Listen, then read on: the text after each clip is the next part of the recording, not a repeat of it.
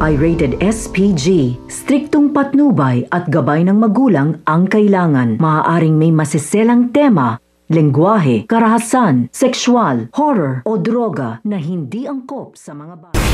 Hanggang ngayon nga ay nasa peligro pa rin nga ang buhay nga ng anak nga ni Rosel na si Tyrone nang dahil na nga rin sa sinetap nga ito ng isang lalaki upang sa gayon perahan nga sila. Kinakailangan ni Rosel ang produce nga ng 1 milyong halaga upang sa gayon tigilan na nga siya nitong na-aksidente nga ron nito ni Tyrone. Kaya naman ayon nga kay Adele ay kinakailangan na nga siguro nito ni Rosel na kausapin at lapitan na nga itong tunay na ama nito ni Tyrone upang sa gayon tulungan nga sila.